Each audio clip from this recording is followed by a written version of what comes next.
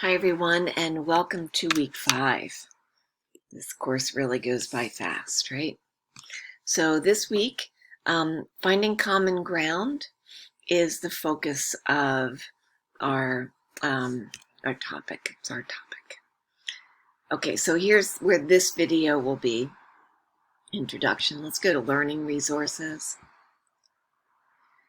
So you have Guy Laguerre's article about person-directed supports to read, and also chapter 4 in the Murphy and Dillon book. This is really a really wonderful book. You can just access it here, parts of it, but it would be something that you might even want to purchase, okay? Here is a video about recording videos with Zoom. The director of the program, Jen Norton, has created this video so you know what to do for your presentation. Here is a video this is Dr. Jen Cullen. She's the director of the whole social work program now, and she facilitates finding common ground with this group of students. So you want to watch this because you need to replicate a similar activity. Right, this is just a reminder again. You see this one every week. All right, common ground. So you'll practice finding common ground in a small group conversation. Now this is something that you could do with a few people on Zoom.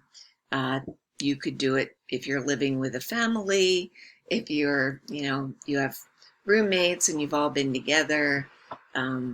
It's safe to be around the people that you're with. So try to get 4 people in your work or your home or your school life. You could ask other students to do it with you, and practice the common ground exercise using a conflict scenario of your choice. You're not doing this as part of your role play for your presentation.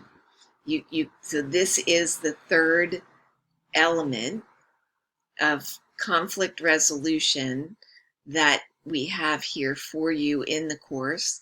The first one was nonviolent communication. If you choose to use that in your small group presentation, you want to use it, you want to teach somebody to use it, not just use it. This is about resolving a conflict. So you're teaching that person how to resolve their conflict using nonviolent communication. You might use talking paper as a way to facilitate a conflict resolution, or you could use finding common ground. You could use 2 of the 3 of these. Of course, you can always use nonviolent communication in everything that you do, right? So once you're going to facilitate this, and then you're going to write about what happened. Tell us about your experience. And then we'll follow up with one classmate. You'll make one response. Everything's due at the same time.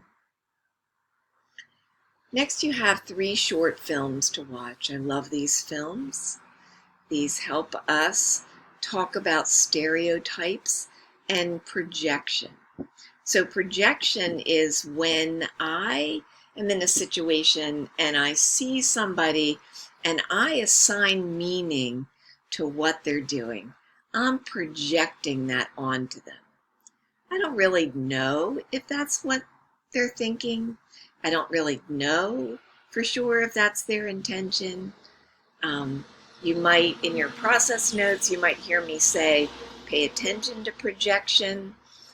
Because you can't really know unless you actually ask somebody what the situation is. Introjection, on the other hand, is where I watch a situation or I'm involved in a situation, and then I say, that's what this person is doing to me. I'm introjecting what's happening in the situation. The person might not be doing that to me at all, but that's the way I read it, okay? projection, interjection, goes back to nonviolent communication, where people make assumptions about what somebody's meaning. They have their jackal ears on, or they're speaking in jackal. All right. In this case, you're looking at projection. So how do the films demonstrate stereotypes and projections as the root cause of conflict and violence? You must talk about stereotypes and projection and conflict and violence. Don't summarize the films. Everybody's seen them. Some of us have seen them multiple times. Just reflect on what you observed. Then you'll follow up with at least one classmate, okay? And then here's where you put your forms for your small group presentations. I go in and I read the small group forms and I give you some feedback. I answer questions and I also say, hey, make sure you pay attention to this when you are creating your small group. In week 5, you have another process note. I uploaded, posted an announcement that giving you some hints and tips to be successful. And so week 3 process note and week 5 process note are actually the same. So a couple things to pay attention to. For instance, this asks you about week 4 and week 5. There are questions here. I want you to use the questions as headings, even if it adds a little bit to the, if you're going to be talking in a half a page, you might end up with a whole page because you put headings in. I'm very happy with that. I've taken points off for not having headings because I've mentioned this before in the past weekly video. So that's a large group. Small group. All of the same elements, except now you're making an observation about leadership. You have to ask yourself, who is a leader? Is it the person who talks the loudest and longest? Is it the person who speaks first? Is a leader somebody who guides the group? And is there a task leader, somebody that's trying to get that project done? Is there a process leader who says, we need to include everybody in this process, even people who might be quieter than other people? And so how do we include those people in? That's a process leader. All right. Everything else is the same. Your reading reflection for this focuses on choose one reading from week 4 and choose a reading from week 5.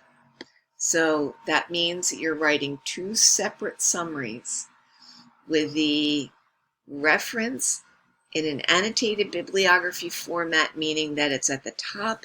So if you choose Smith's reference is there, and then you write the summary, and then you write about Jones. So Jones's reference is there, and then you write about the summary. Okay? And I think that's it, but I just want to go, yeah. Okay, whoops, sorry. Going back for one moment. Small group discussion.